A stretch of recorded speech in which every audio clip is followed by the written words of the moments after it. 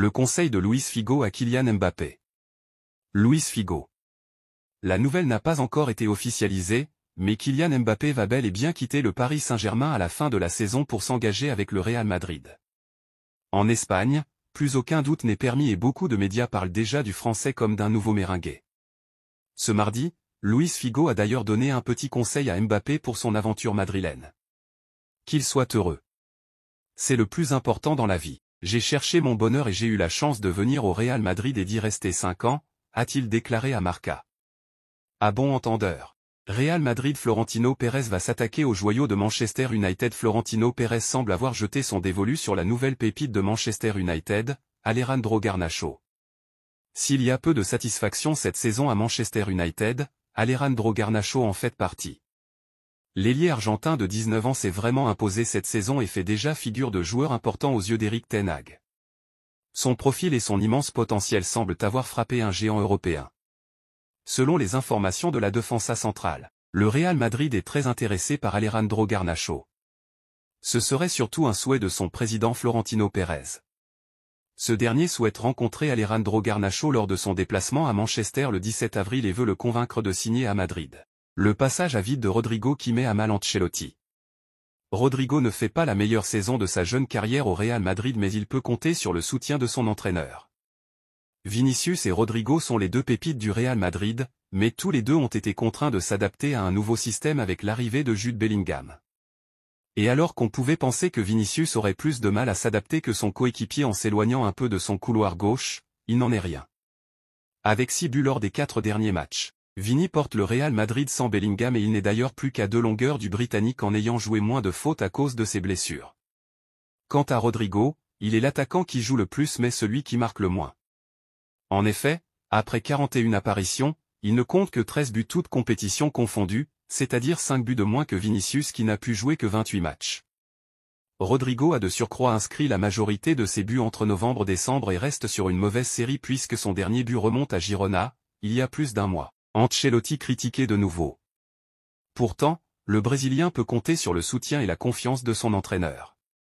Jamais, à aucun moment, Carlo Ancelotti n'a décidé de mettre un peu de pression sur son joueur. Je ne lui parlerai jamais des buts. Il est moins efficace cette année mais il apporte toujours beaucoup à l'équipe, répète-t-il sans cesse en conférence de presse. Le fait est que, malgré lui, Ancelotti crée de l'injustice. En début de saison déjà, Brahim Diaz ne jouait quasiment jamais plus de 10 minutes alors qu'il montrait des choses et que Rodrigo était déjà à la peine. Ce sont les blessures qui ont offert plus d'opportunités au Marocain qui s'est ensuite installé dans la rotation. De force. Et Ancelotti a reconnu s'être trompé en ne lui faisant pas confiance plus tôt. Ce scénario est, dans une moindre mesure, en train de se reproduire avec Arda Güler et c'est sans oublier le soldat Joselu, lui aussi plus efficace que le Brésilien. Mais en l'occurrence, le Turc montre beaucoup en peu de minutes depuis plusieurs matchs et la logique voudrait qu'il grignote donc un peu du temps de jeu sur celui de Rodrigo par exemple. Mais la position de Carlo Ancelotti est aussi cohérente dans un sens car on va entrer dans le moment fort de la saison et retrouver la meilleure version de Rodrigo est probablement clé alors que Manchester City se dresse déjà sur le chemin du Real en Ligue des Champions. Le Real Madrid fait mieux sans Karim Benzema. Pendant des années, Karim Benzema a mené l'attaque du Real Madrid. Mais l'été dernier, le Français a décidé de rejoindre Al Ittihad en Arabie Saoudite. Dans le même temps, les Merengues n'ont pas recruté un numéro 9 de renom pour le remplacer. Malgré cela, les pensionnaires du stade Santiago Bernabéu s'en sortent bien sans le Nueve. Ils font même mieux que l'an dernier. En effet, AS explique que la saison passée, les Madrilènes avaient une moyenne de 2,08 buts par rencontre. Lors de cet exercice 2023 à 24, ils font mieux puisqu'ils affichent une moyenne de 2,23 buts par match. Jude Bellingham a longtemps été le plus performant face au but, lui qui est aidé à présent par Vinicius Junior, qui est à présent le plus efficace. Joselu, qui est un pur attaquant, s'en sort pas mal avec 13 buts et 3 passes décisives. AS explique d'ailleurs que les supporters sont très contents de lui.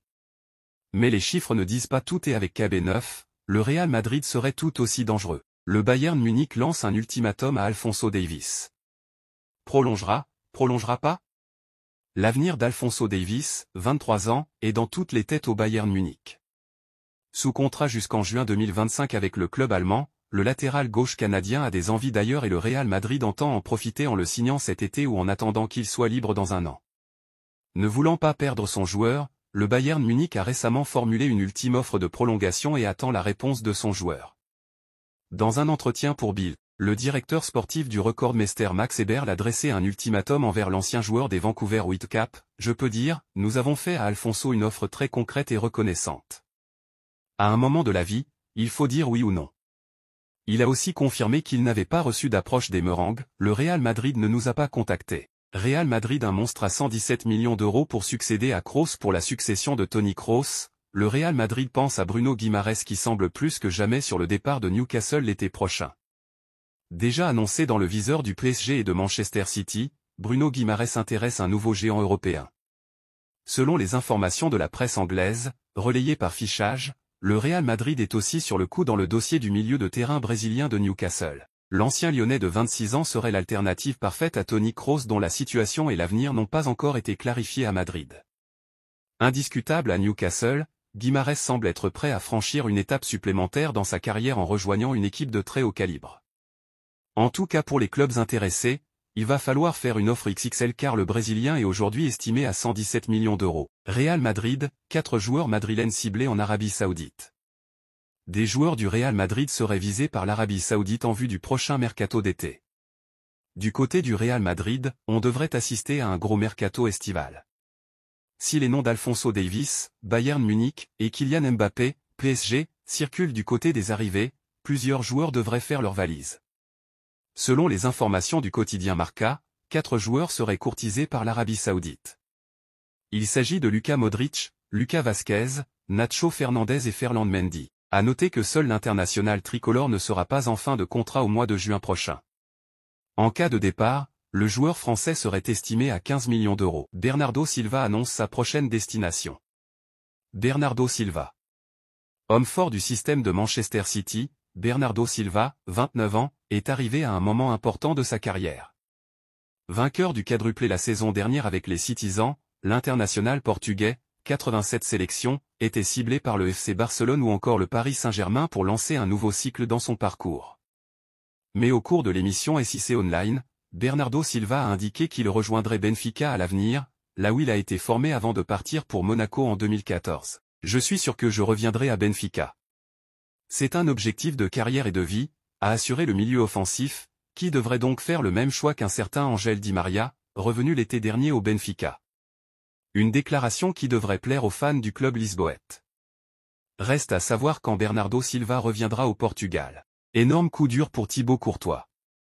Le gardien Thibaut Courtois s'est blessé au genou droit, alors qu'il était sur la fin de sa récupération de sa rupture des ligaments de l'autre jambe. Ce mardi, alors que le Belge s'entraînait et poursuivait la fin de sa récupération, il a ressenti une très forte douleur au genou droit, celui qui n'était pas concerné par la rupture des ligaments. Il a quitté la pelouse en larmes et les examens sont venus confirmer la terrible nouvelle, rupture du ménisque interne. Toutes les alarmes se sont déclenchées à Val-de-Bas, où l'on craignait une nouvelle blessure grave. Les examens qui ont suivi l'ont confirmé, rupture du ménisque interne du genou droit. Il s'agit d'un revers soudain, alors qu'il voyait la lumière au bout du tunnel, qui signifie qu'il dit définitivement adieu au reste de la saison. C'est un nouveau revers pour Courtois, qui, ces dernières semaines, avait déjà planifié son retour dans l'équipe pour la partie décisive de la saison. Il y avait même une date fixée pour son retour, ce qu'Ancelotti lui-même a confirmé. Le retour du gardien était attendu après la trêve, 6 à 7 semaines d'absence. Courtois s'est blessé peu après le début de la séance du jour. La frayeur était grande, mais les premiers scanners, malgré les mauvaises nouvelles, ont permis d'exclure une blessure comme celle qu'il avait subie en début de saison. Le ménisque de l'autre genou, le droit, est déchiré. Bien qu'il doive encore passer des examens complémentaires, tout indique qu'il devra subir une intervention chirurgicale de type arthroscopie. Il ne s'agit pas d'un problème extrêmement grave, mais tout de même peu rassurant. D'après le quotidien AS, ce nouveau souci va l'écarter pour une durée de 6 à 7 semaines.